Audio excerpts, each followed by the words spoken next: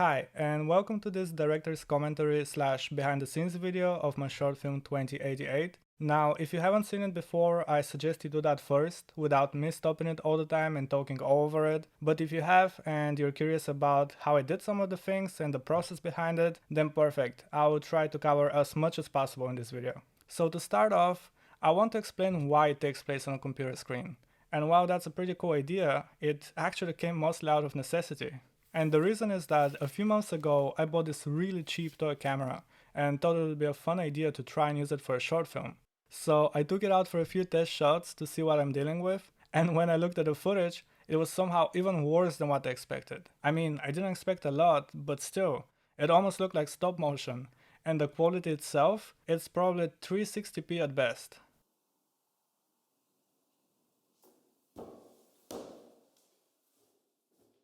So right out of the bat, I had to figure out a way to implement the bad video quality into the story itself, otherwise no one would want to see it. So to start off, I sat down and wrote any idea that could potentially work.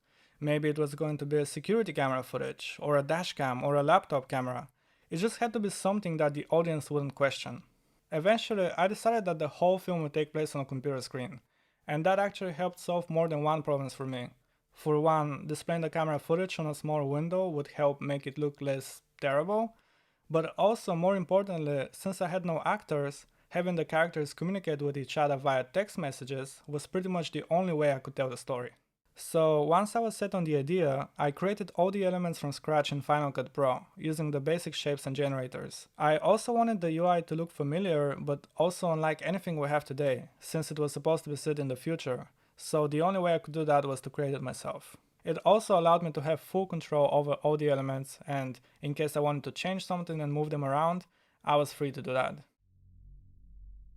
So the idea behind the opening shot is that I wanted to jump right into it. I wanted the first thing that anyone notices to be the news headline, and then the security camera footage which has the date. So within seconds, we have pretty much all the context we need. We know that someone's been reported missing, and we know that it's set in the future. This photo here was also taken with the toy camera, and I just added some effects in Final Cut Pro to make it look like security footage. By the way, this is me in the photo, and originally it was going to be a physics professor who's been reported missing. But apparently I look too young for it, so I changed it to a researcher. So this is the first time we see the full desktop. And there are actually quite a lot of things that give us a little bit more context about the world this short film is set in. For example, in the weather tab, we see that the temperature everywhere is quite high, and we get some more additional information from the news articles. But probably the most important element is the privacy meter on the upper right corner, which implies that privacy is quite an issue, if existing at all.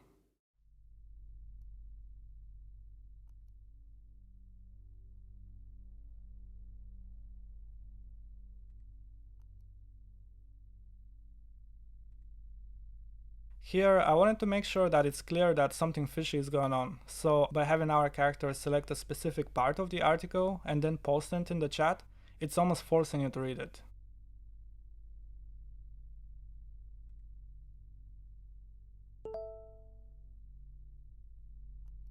Now, since we don't see the characters, it was a bit difficult to show how they're feeling, so this moment here actually served two purposes. First, by having our character type in something, thinking about it and then deleting it, we could see what he was really thinking and then what he chose to say instead. And second, based on the way he reacted initially, we get quite a bit of backstory.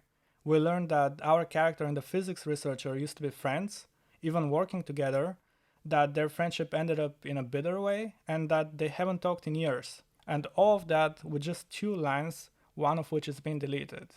It's just as much about what you don't say as to what you do.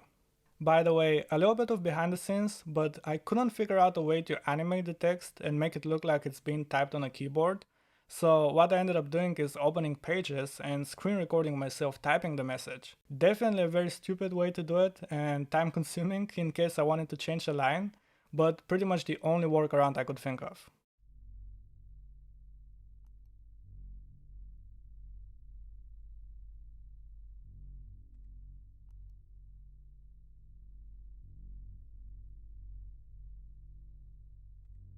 That's actually true. I mixed some lemon juice with a little bit of water and used a cotton swab to write on the page.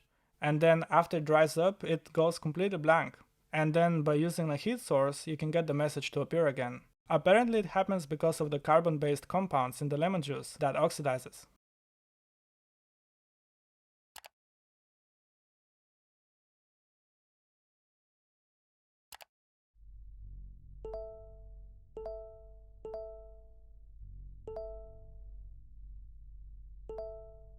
I wasn't actually sure exactly how to display the web addresses, so eventually I thought it would be a fun Easter egg to encode a little secret message, and I didn't really think anyone would care enough to decode it, but a few people actually did, and that was awesome.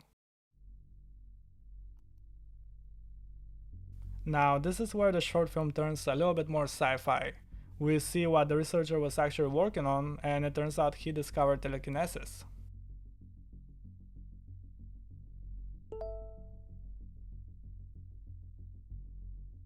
The cool thing about those shots is that they're actually all practical. I just used a thin fishing line, taped it to the objects, and then had someone pull it off camera. It worked out surprisingly well, and I wasn't really worried about the fishing line being seen since the quality of the footage is so bad.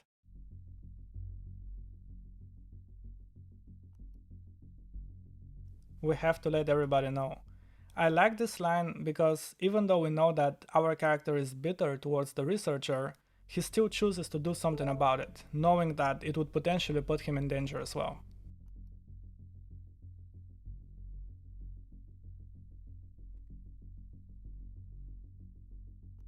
So we're back at the newspaper website with the conveniently placed contact us button.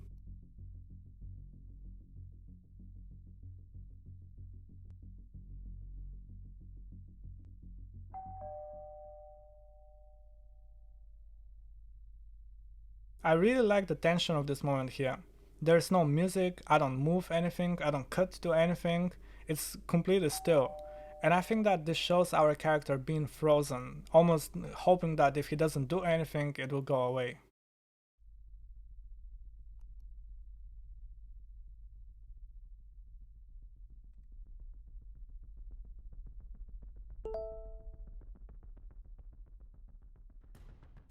This right here is another example of something that came out of necessity. Normally, if you want to show someone being attacked, you would, show them, maybe by having the webcam turned on. But since this wasn't an option for me, I had to only show the cursor. But I think that by doing that, it worked out even better. We still do get the idea, but all the details are left to our imagination, and I think that sometimes that makes it all the more creepier. It also turns out it's a bit difficult to animate something and make it look random and violent. It took quite a bit of trial and error until I got the movement right, but eventually I was happy with it. In the beginning, I even recorded a reference video with me moving the mouse, but that ended up not working out. I think the ending was definite enough to conclude the story, but also open enough to leave it to your own interpretation as to exactly what happened. There's also a little after credit scene, if you remember that folder that our character almost deleted. Well, it's a little cliffhanger that leaves the door open, so you never know. I got a few comments complimenting the music, and I was really happy about it because honestly, that was one of the most difficult parts of the process. I spent a whole weekend listening through hundreds and hundreds of songs until eventually I found the ones that felt right. One advice that I have for you if you're looking for music for your own project is to look for songs that have stems, which are basically the building blocks of a song. I actually didn't like the full mix of both of the songs that I ended up using, so I only used a few certain parts of them. But speaking of the comments, ever since I've published the video, I've gotten some amazing feedback. And to see people getting invested in the story and enjoying it and even wanting more is absolutely incredible. There's nothing better you can ask for as a filmmaker. But out of all the comments, nobody, not a single person mentioned, complained, or even acknowledged the bad video quality. And I think that's the main takeaway from this. If in theory I didn't have my own camera, and the only camera I had was this really bad toy camera, I could have made the exact same short film I ended up making. I know it's a cliche, but gear really doesn't matter. At the end of the day, it's all about the story. And I think that's what filmmaking is all about. Figuring out how to tell the best story we can. Thank you so much for watching, and I'll see you in the next one.